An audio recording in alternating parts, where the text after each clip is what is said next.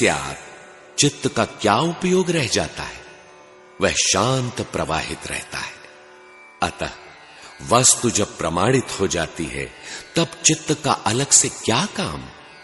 चित्त चेतन का ही प्रसारण केंद्र बन जाता है।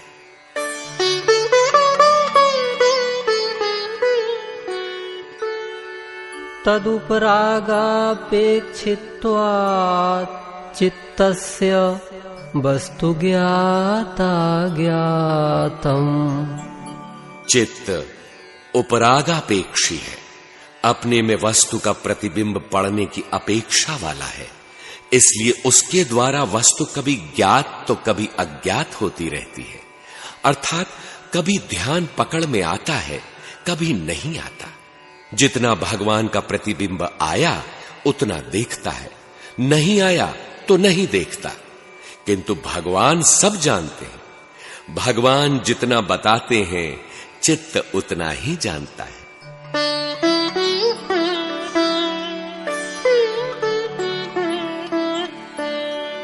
सदा ज्ञातास् चित्तवृत्तयस्तत्प्रभोः पुरुषस्य परिणामित्वात्।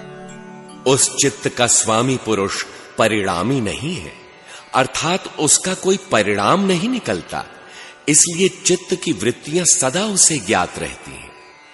तत्प्रभोः, उस चित्त का स्वामी एक रस है, इसलिए चित्त की वृत्तियों को वह सदैव जानता है कि कब कौन कहां पर है और उन्हें संचालित करता रहता है।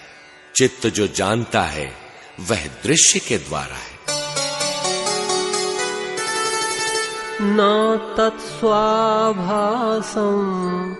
दृश्यत्वात्। वह चित्त स्वप्रकाश प्रकाश स्वरूप नहीं है, क्योंकि वह दृश्यत्वात् दृश्य से है। चित्त में जो प्रकाश दिखाई पड़ता है वह पुरुष के द्वारा प्रसारित दृश्य के द्वारा ही है। चित्त में स्वयं का कोई प्रकाश नहीं है, स्वाभास नहीं है। चित्त जो कुछ देख लेता है, चित्त में जो प्रकाश देखने में आता है वह दृश्य के द्वारा ही है। यह दृश्य दृष्टा दृश्य संयोग ही है जो हेय हेतु है। दृश्य वैसा है जो प्रकाश क्रिया और स्थिति दिलाता है, जो इस आत्मा के लिए भोग अपवर्ग परम मुक्ति का संपादन करता है। यह पुरुष से संचालित है जिसे चित्त विदित है। चित्त में जो प्रकाश है वह इस दृश्य के द्वारा है, अन्यथा मनुष्य अंधा है। वृत्ति तो वृत्ति है। गो गोचर जहां लगी मन जाई, सो सब माया जाने हूं भाई। इसलिए अपने से कोई कल्पना करता है तो माया है, अंधकार है, उसमें प्रकाश कुछ भी नहीं है। जो कुछ है वह दृश्यत्वात्, दृश्य का कार्य है पुरुष के लिए भोग प्रदान करना। क्या ऐसे भोग मोक्ष में सहायक हैं? श्री कृष्ण गीता में कहते हैं, भोक्तारम यज्ञ तपसाम सर्वलोक महेश्वरम। उन पुरुष का भोग है यज्ञ, तप और संयम। वह दृश्य मुक्ति का पूर्ण संपादन करने वाला है। अस्तु, चित्त में जो प्रकाश है दृश्य के द्वारा है।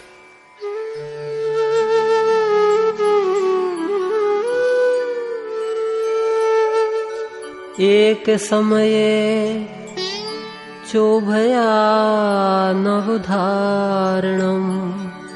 उभय अनवधारणम, एक ही समय में चित्त और दृश्य, इन दोनों के स्वरूप का ज्ञान भी नहीं हो सकता, क्योंकि चित्त तो चित्त ही है। दृश्य जब भी आता है स्वतंत्र ढंग से आता है। कब क्या प्रसारित होने वाला है उसे एक साथ ही नहीं जाना जा सकता। वह तो अनुभव में उभरने पर ही समझ में आता है।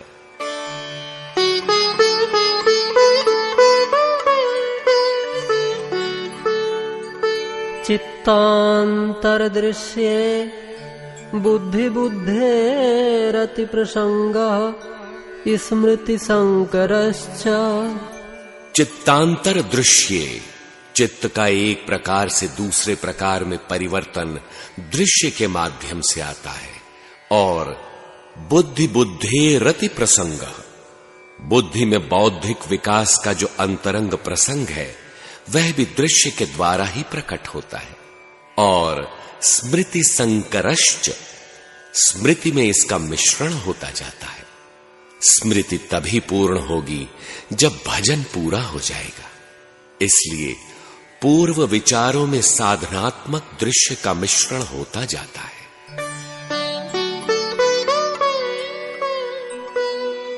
चितेर प्रति संक्रमायास तदाकारापत्तो स्वबुद्धि संवेदनम।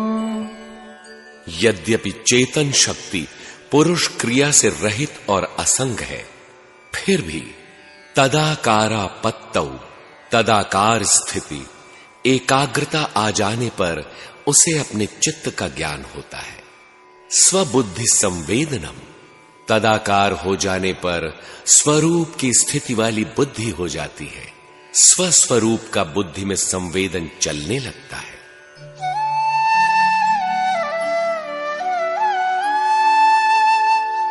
दृष्ट दृश्यो परक्तम चित्तम सर्वार्थम। दृष्टा और दृश्य, इन दोनों से रंगा हुआ चित्त सर्वार्थम, संपूर्ण अर्थ, दैवी संपद की प्राप्ति करा देने वाला होता है। क्योंकि दृष्टा दृश्य का संयोग आत्मा पुरुष के लिए मुक्ति का संपादन करने वाला है।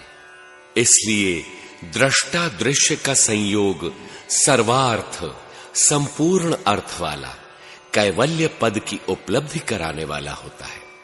इसमें अंतवंत इमे देहा नित्यस्योक्ता शरीरिणः अनाशिनो अप्रमेयस्य तस्माद्युध्यस्व भारत।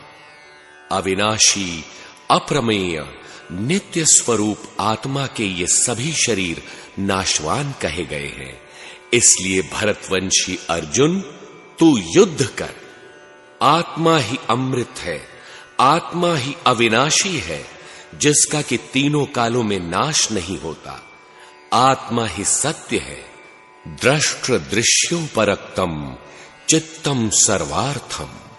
दृष्टा जो चैतन्य है, निर्मल है, और दृश्य पुरुष के लिए भोग, अपवर्ग अर्थात मुक्ति का साधन जुटाना जिसका प्रयोजन है, क्रिया स्थिति प्रदान करना ही जिसका प्रयोजन है, इन दोनों से संचालित होकर चलने वाला चित्त सब अर्थ वाला होता है।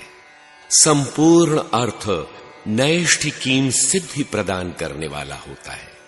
आगे कहते हैं,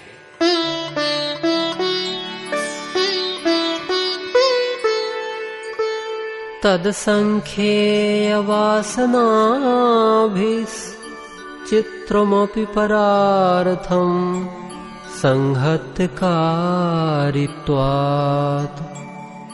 वह चित्त असंख्य वासनाओं से चित्रित होने पर भी परार्थ अर्थात परम अर्थ को सिद्ध करने वाला होता है, क्योंकि वह समस्त वासनाओं को काटने वाला है। जिसका चित्त दृष्टा और दृश्य के संयोग से रंगा है, ऐसा योगी असंख्य वासनाओं से संसर्ग होने पर भी अपने लक्ष्य पर होता है। वासनाओं से वो लिपायमान नहीं होता। पद्म पत्र मिवाम्भसा, कीचड़ और जल से निरंतर धुलता हुआ कमल का पत्र उससे भीगता नहीं, स्वच्छ रहता है। उसी प्रकार ये महापुरुष भी निर्मल और अमल रहते हैं। उनके संसर्ग में जो आ जाता है उसका भी कल्याण हो जाता है। पूज्य गुरुदेव का निवास बर्बर 10 युओं एवं जंगली कोल भीलों के मध्य था, किंतु महाराज जी के साहचर्य से उन सब का हृदय परिवर्तन हो गया। उनकी बर्बरता समाप्त हो गई और वे भी भजन चिंतन में प्रवृत्त हो गए। विशेषदर्शिन आत्मभाव भावना विनिवृत्ति। विशेष दर्शिनः, उस विशेष पुरुष का दर्शन करने वाले योगी के चित्त में आत्मभाव नहीं रह जाता कि मैं योगी हूं, समर्थ हूं, आत्मवान हूं, क्योंकि वह जानता है कि कर्ता धर्ता तो वह विशेष पुरुष ईश्वर है। देहाध्यास समाप्त हो जाता है। इस अवस्था वाले योगी के चित्त की स्थिति कैसी रहती है?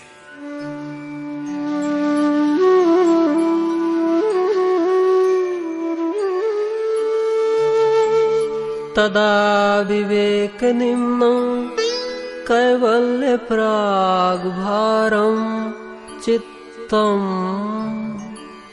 उस समय योगी का चित्त विवेक की ओर झुका हुआ कैवल्य पद की ओर उन्मुख हो जाता है। विशेष दर्शन के साथ आत्मश्लाघा की निवृत्ति तो हो जाती है, किंतु अभी दर्शन ही तो हुआ है, स्वरूप की स्थिति तो नहीं मिली। उस समय चित्त गंभीर रूप से विवेकवान होता है, कैवल्य की ओर गमन कर जाता है। ऐसे चित्त से कोई शुभाशुभ निर्माण नहीं होता, किंतु उस चित्त में जो उद्वेग उठते हैं वे क्या है? इस पर कहते हैं